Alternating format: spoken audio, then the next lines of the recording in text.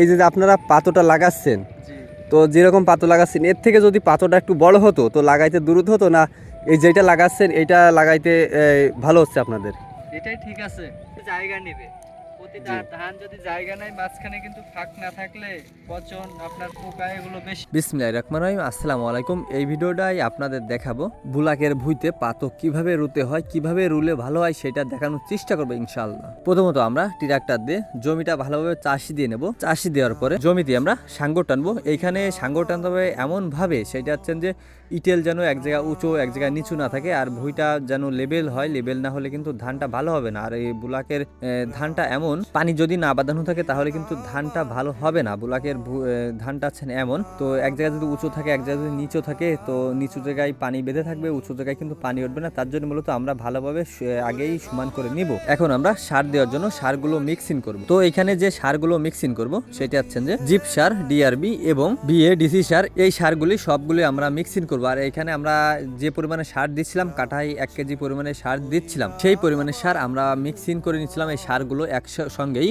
তো এইখানে কিন্তু দলা দলা ছিল, তো সেই দলা দলাগুলো আমরা ভেঙে নিচ্ছিলাম। আর যদি দলা দলাগুলো না ভাঙতাম তাহলে এই যখন আমরা ছাড়াবো যখন ছাড়ানো হবে তখন দেখা যাচ্ছে যে এক জায়গায় বেশি পড়বে এক জায়গায় কম পড়বে। তার জন্য মূলত দলাগুলো আমরা ভালোভাবে ভেঙে নিব। এখন সারগুলি এই যে ভুঁইতে আমি বুনে দিচ্ছি, তো এইভাবে মূলত বুনে দিচ্ছি। আর এই যে দেখতে পাচ্ছেন ছোট বড় সবাই কিন্তু মূলত যখন আমাদের এই বুলাকের সময় আসে তখন কিন্তু সবাই কাজ করে। এই যে ছোট ছোট মানুষ এই যে কাজ করতেছে, বয়স্ক লোকও এরকম ভাবে কাজ করে। এত বড় শীতের সময় তবুও কিন্তু এতটা পরিমাণে আমরা কষ্ট হলেও কিন্তু এইটা আমরা করি, যেহেতু বুলাকের ধান না হলে আমরা কি খাবো। তার জন্য মূলত সবাই মিলে এরকম কষ্ট করে আমরা ধানটা ফলাই। এখন আমরা পাতো উঠাচ্ছি। এই পাতোগুলো কিন্তু আমরা জমিতে লাগাবো। তো এই পাতোগুলো আমরা সবাই মিলে উঠাই নিচ্ছি। পাতোগুলো আমরা জমিতে ছাড়াই দিচ্ছি। তো রোয়ার জন্য মূলত এইভাবে আমরা ছাড়াই দিই, তারপরে আমরা রোয়া শুরু করলাম। আমরা তো মূলত ভুঁই রোয়ার জন্য তো আমরা একটা সময় পাই না, আমাদের অন্য অন্য কাজ আছে। তো কয়রা থেকে যে ভাইয়েরা আসে তাদেরকে দিয়ে মূলত আমরা ভুঁই রোয়াই। তো এই ভাইয়েরাদের আমরা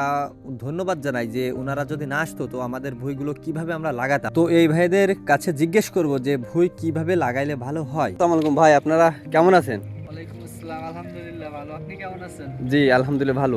এই যে আপনারা পাতোটা লাগাচ্ছেন, জি, তো যেরকম পাতো লাগাচ্ছেন এর থেকে যদি পাতোটা একটু বড় হতো তো লাগাইতে দ্রুত হতো না? এই যেটা লাগাচ্ছেন এইটা লাগাইতে ভালো হচ্ছে আপনাদের? এটাই ঠিক আছে। এটাই ঠিক আছে। পানি একটু বেশি, এর জন্য একটু সমস্যা হচ্ছে, কিন্তু পাতো এটাই ভালো লাগতেছে লাগাইতে। ও আচ্ছা।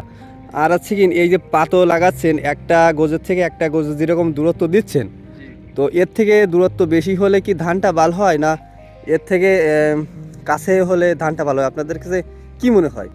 আমাদের কাছে মনে হয় এটাই বেটার, কারণ একটা ধান কিন্তু এতটুকু জায়গা নেবে। প্রতিটা ধান যদি জায়গা নাই, মাঝখানে কিন্তু ফাঁক না থাকলে পচন আপনার পোকা এগুলো বেশি হবে। জি জি। ওই জন্য বাতাস টাতাস ঢোকার জন্য একটু ঝরঝর হলে ভালো হয়।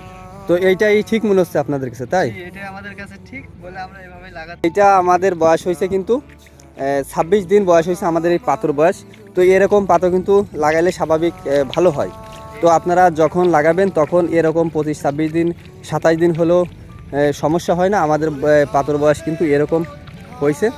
তো আপনারা যখন পাতো তৈরি করবেন তখন 25-26 দিন 27 দিন এরকম বয়সের পাতো লাগাবেন, তাহলে খুবই ভালো হয়। আর যদি 35 দিন বয়স হয়ে যায় তাহলে কিন্তু ওইটা বড় হয়ে যায়। যখন আপনারা লাগাবেন তখন দেখা যাচ্ছে যে ওইটা রং ভুলে যায়, হ্যাঁ ভুলে যায় ওইটাই, রংটা আসতে দেখা যাচ্ছে 1 সপ্তাহ লেট হয়।